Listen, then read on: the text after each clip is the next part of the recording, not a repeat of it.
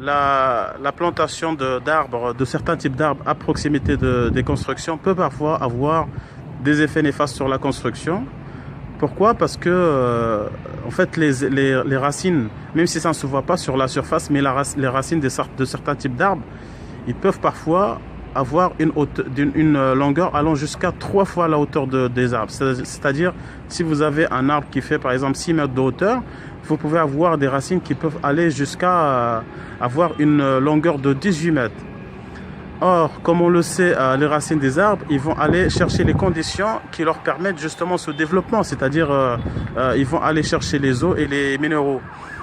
Et comme on le sait, sous les constructions, c'est vrai que sous les fondations, il n'y a pas beaucoup d'eau. Pourquoi? Parce que avant de construire, le sol il est supposé contenir de l'eau, mais après la construction, sous l'effet de cette charge, cette eau elle est dissipée. En fait, c'est pour ça qu'il y a un tassement au début de la construction. En fait, il y a deux tassements. Il y a un tassement qui est instantané suite à l'application de cette charge. Et puis au fil du temps, il y a un deuxième tassement qui lui prend un peu de temps justement suite à la dissipation de cette eau. Mais au final, on se retrouve avec un sol qui est presque sec. Donc sous les fondations, il y a très peu d'eau, donc très peu de conditions favorables au développement des racines des arbres. Par contre, quand on remblait aux alentours des semelles avec un sol qui est un peu argileux, alors cette argile, ce sol, il peut contenir de l'eau. Maintenant, quand on passe par des périodes de sécheresse, par exemple, s'il ne pleut pas pendant longtemps, pendant l'été ou pendant une longue durée, ces racines, ils vont essayer de chercher de l'eau là où ils se trouvent. Et comme il y a très peu d'évaporation sous les constructions, donc ils vont aller chercher cette eau. Bien sûr, si on suppose qu'il y a des arbres qui ont poussé à côté de cette construction, donc les racines, ils vont aller chercher cette eau qui est emmagasinée dans ce sol. Donc, ils vont puiser cette eau, ils vont assécher ce sol. Et donc, ce sol, il va finir par se contracter, quoi. Et ça peut causer des dégâts, quoi, des fissures.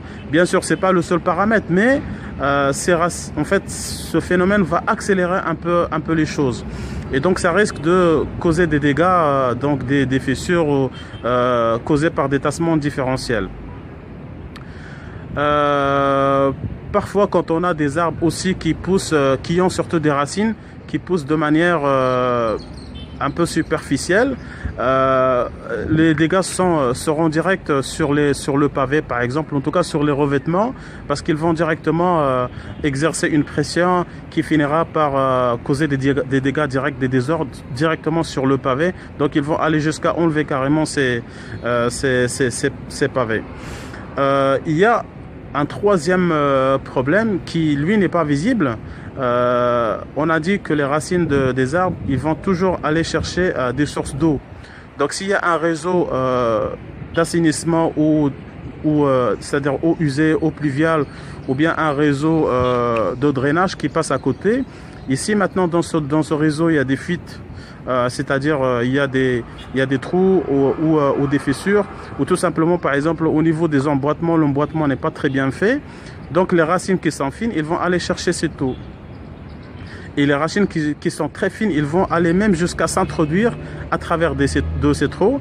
Et au fil du temps, ils vont commencer à créer une masse de racines à l'intérieur de ces tuyaux. Donc, ça finira par les obstruer, ou carrément ces tuyaux vont finir par craquer ou s'écraser. Donc, en tout cas, il faut bien réfléchir quant à la plantation des arbres. Il faudrait vraiment que les types d'arbres soient bien choisis de manière à ne pas choisir des arbres qui ont des racines envahissantes.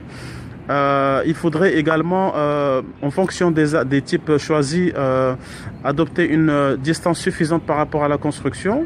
Bien sûr, il faudrait que le sol choisi pour le remblaiement soit bien, le sol soit bien choisi. Il faudrait aussi que les réseaux d'assainissement soient bien exécutés, donc sans indemne de trous, que les emboîtements soient faits correctement et tout. Mais aussi, il y a des solutions. Si par exemple on est contraint, on n'a pas la possibilité de choisir la distance qu'on veut, et si on tient un certain type de plante par exemple dont les racines sont envahissantes, il y a aussi d'autres solutions qui consiste tout simplement à mettre en place ce qu'on appelle des barrières anti-racines qui vont limiter un peu le développement de ces racines.